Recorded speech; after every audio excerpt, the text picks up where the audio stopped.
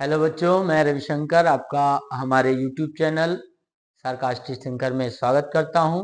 उम्मीद करता हूं कि सारे बच्चे अच्छे होंगे, मस्त होंगे, तंदुरुस्त होंगे। तो बच्चों, आज हम शुरू करते हैं कक्षा 9 का पहला चैप्टर संख्या पद्धति, जिसको कहा जाता है number system. Number system.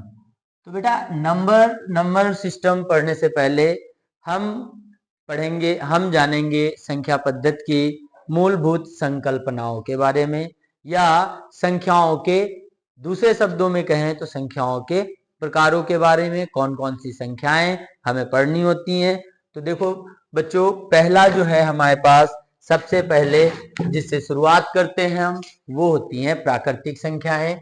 Number 1, प्राकृतिक संख्याएं। तो प्राकृतिक संख्याएं क्या होती हैं बच्चों? प्राकृतिक संख्याएं, जिसको अंग्रेजी में कहते हैं नेचुरल नंबर। Natural number. तो नेचुरल नंबर वे समस्त संख्याएं जिनका प्रयोग गिनने में उपयोग की जाती हैं। जितनी भी संख्याएं गिनती करने में उपयोग की जाती हैं, वो सारी संख्याएं आपकी कहलाती हैं प्राकृतिक संख्याएं। गिनने में प्रयुक्त संख्याएं प्राकृतिक संख्याएं कहलाती हैं, जिनको अंग्रेजी में बोलते हैं काउंटिंग नंबर। ठीक है बच्चे, तो ये आपकी कहां से आती हैं? ये आती हैं सबसे छोटी, अगर हम बात करें सबसे छोटी प्राकृतिक संख्या की, तो 1 होती है। 1 से शुरू होकर के, और सबसे बड़ी आपकी अनंत तक प्राकृतिक संख्या चलती है। इसी प्रकार आपकी जो दूसरी संख्या है वो क्या है? दूसरा आपका आता है पूर्ण संख्या। पूर्ण संख्या, जिसको बोलते हैं होल नंबर। प्राकृतिक संख्याओं को आपका जो प्रतीक चिन्ह होता है उसको कैपिटल N से प्रदर्शित करते हैं। किससे प्रदर्शित करते हैं? कैपिटल N से। प्राकृतिक संख्याओं के समुच्चय को कैपिटल N से प्रदर्शित करते हैं। पूर्ण संख्या अब शून्य के साथ, किसके साथ? शून्य के साथ सारी प्राकृतिक संख्याएं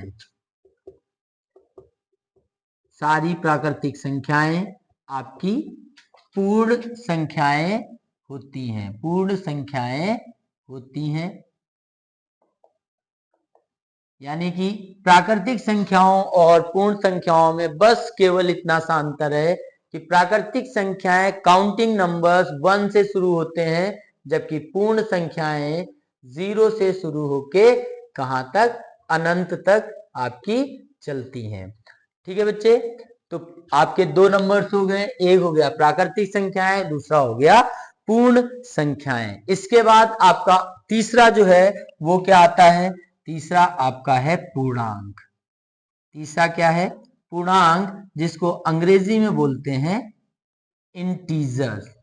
पूर्णांक यानी कि इंटीजर्स वो क्या होते हैं? तो जितने भी पूर्णांक हैं सभी प्राकृतिक संख्याएं और सभी पूर्ण संख्याओं के धनात्मक मान और ऋणात्मक मान, यहां पे दोनों चीजें आए हैं, धनात्मक और ऋणात्मक। तो सभी प्राकृतिक संख्याएं व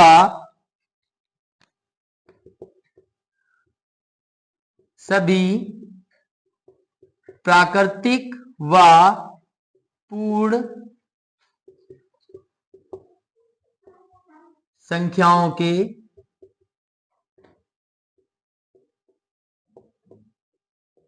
धनात्मक व ऋणात्मक मानों के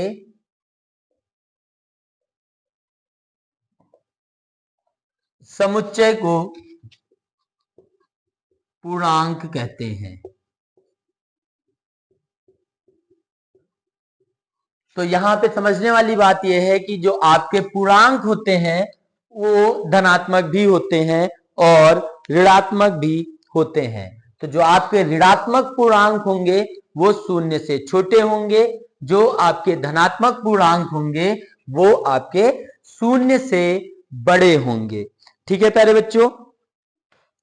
इसके बाद आपका आता क्या है, इसके बाद देखो ये आपका जीरो है, जीरो के आपके दाईं ओर जो भी हैं वो आपके धनात्मक पूर्णांक होंगे अनंत तक, जीरो के बाईं ओर आपके ऋणात्मक पूर्णांक होंगे अनंत तक। पूर्णांकों के बारे में एक बात जो समझने वाली है वो ये कि ना तो कोई सबसे छोटा पूर्णांक है और ना ही कोई सबसे बड़ा पूर्णांक है, क्योंकि जब आप ऋणात्मक मानों की ओर चलेंगे तो वो भी आपका अनंत तक लेके चलता है, उसका भी कोई मान आप ज्ञात नहीं कर सकते हैं। जब आप धनात्मक संख्याओं की ओर चलेंगे, धनात्मक पूर्णांकों की ओर आगे बढ़ेंगे, तो वहां पे भी आप कोई सबसे बड़ा धनात्मक पूर्णांक ज्ञात नहीं कर सकते हैं। और जीरो आपका ना तो धनात्मक पूर्णांक होता है और ना ही आपका ऋणात्मक पूर्णांक होता है। इसके बाद प्यारे बच्चों आपका आता है परिमेय संख्याएं। क्या आता है? परिमेय संख्याएं। परिमेय संख्याएं, तो प्यारे बच्चों परिमेय संख्याएं क्या होती हैं? वे संख्याएं जिनको आप p बटा q के रूप में लिख सकते हैं, जहां पर p व q पूर्णांक है तथा q जीरो नहीं है। वे संख्याएं जिन्हें p बटा q के रूप में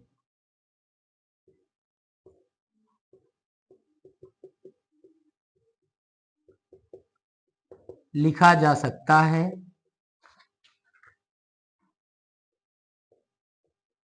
जहां p व q पूर्णांक हैं तथा q is not equal to zero. वे क्या कहलाते हैं?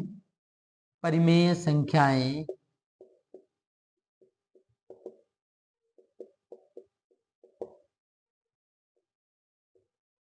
कहलाती है। ठीक है प्यारे बच्चों, अब पूर्णांक की बात करी गई है। पूर्णांक की बात जब करी गई है तो यहाँ पे आपके धनात्मक और ऋणात्मक या शून्य जो भी चीजें हैं वे सारी चीजें आपके आ जाएंगी।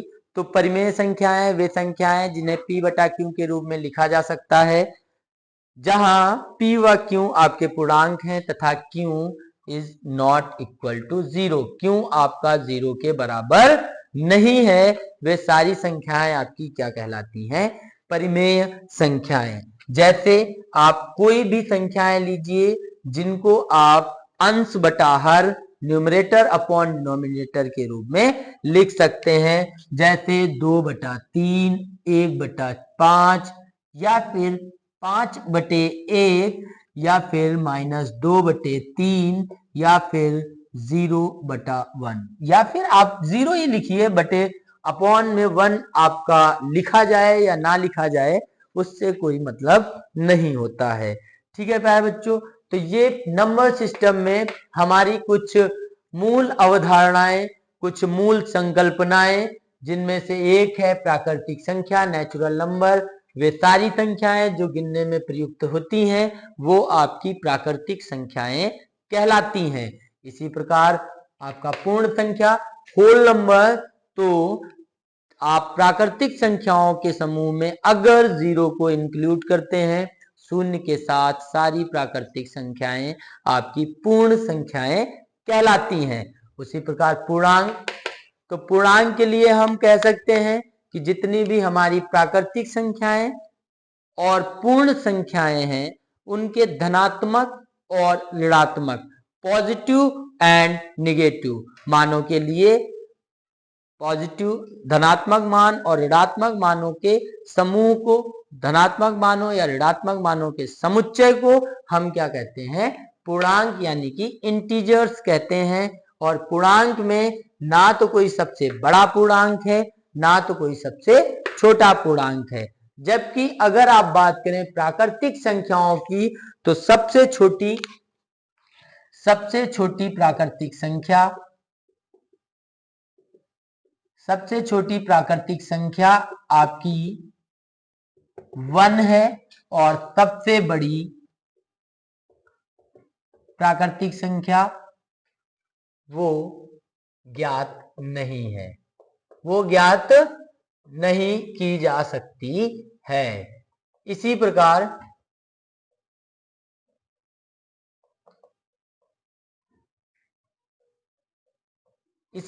जब आप पूर्ण संख्याओं की बात करेंगे तो सबसे छोटी पूर्ण संख्या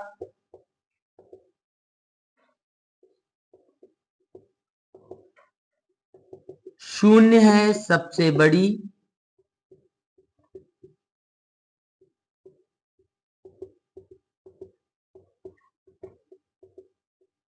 पूर्ण संख्या ज्ञात नहीं। ठीक है बच्चे, लेकिन जब पूर्णांक की बात करेंगे तो ना तो सबसे छोटा कोई पूर्णांक है और ना ही सबसे बड़ा कोई पूर्णांक है। परिमेय संख्याएं वे संख्याएं जिन्हें p बटा q के रूप में लिखा जा सकता है, जहां p व q पूर्णांक है तथा q 0 नहीं होगा, परिमेय संख्याएं कहलाती हैं। प्यारे बच्चों, जो अभी हमने टॉपिक्स देखे हैं उन्हीं से संबंधित हमारे पास कुछ महत्वपूर्ण बिंदु हैं, एक्स्ट्रा पॉइंट्स। तो सबसे पहले हमने बात करी थी प्राकृतिक संख्याओं की तो और पूर्ण संख्याओं की। वहां पे हम एक बिंदु जो महत्वपूर्ण है हमारे लिए वो हम ये देख लेते हैं कि प्रत्येक प्राकृतिक संख्या एक पूर्ण संख्या होती है। Every natural number is a whole number. उसके बाद अगर हम दूसरा देखें तो शून्य हमने प्राकृतिक संख्या और पूर्ण संख्या में देखा तो प्राकृतिक संख्या में शून्य नहीं था, जबकि पूर्ण संख्या में शून्य हमारा इंक्लूडेड था। तो शून्य एक पूर्ण संख्या है परंतु शून्य प्राकृतिक संख्या नहीं है। उसके बाद तीसरा है हमारा कि प्रत्येक प्राकृतिक व पूर्ण संख्या एक पूर्णांक है। पूर्णांक की परिभाषा में आपने पढ़ा कि प्रत्येक प्राकृतिक और पूर्ण संख्याओं के धनात्मक और ऋणात्मक मानों के समुच्चय को पूर्णांक कहते हैं। तो प्रत्येक प्राकृतिक व पूर्ण संख्या एक पूर्णांक है। Every natural and whole number is an integer. उसके बाद शून्य हमारा जो 0 है वो ना तो आपका धनात्मक पूर्णांक है और ना ही वो ऋणात्मक पूर्णांक है। शून्य ना तो ऋणात्मक और ना ही धनात्मक पूर्णांक है, वो आपका न्यूट्रल इंटीजर है। उसके बाद है कि प्रत्येक प्राकृतिक संख्या एवरी नेचुरल नंबर पूर्ण संख्या यानी कि होल नंबर तथा पूर्णांक यानी कि इंटीजर्स आर रैशनल नंबर परिमेय संख्या होती है। जैसे कि एक आपका पूर्ण संख्या में भी आता है, एक आपका प्राकृतिक संख्या में भी आता है और एक जो है उसको आप परिमेय संख्या भी कह सकते हैं या कहते हैं, क्योंकि एक को आप p बटा q के रूप में आसानी से लिख सकते हैं 1/1 के रूप में। इसी प्रकार -5 आपका एक ऋणात्मक पूर्णांक है और -5 को -5/1 के रूप में लिखा जा सकता है। और आपका सबसे अंतिम बिंदु कि दो भी परिमेय संख्याएं किन्हीं भी कोई लगातार अगर आप नंबर्स लिखे हुए हैं, कोई भी दो परिमेय संख्याएं हैं, उनके मध्य आप अपरिमित रूप से अनेक परिमेय संख्याएं ज्ञात कर सकते हैं, अनेक परिमेय संख्याएं होती हैं। ठीक है प्यारे बच्चों, तो इसी के साथ आज की क्लास को हम यहीं पे समाप्त करते हैं। तब तक के लिए हम मिलते हैं कल, तब तक के लिए धन्यवाद।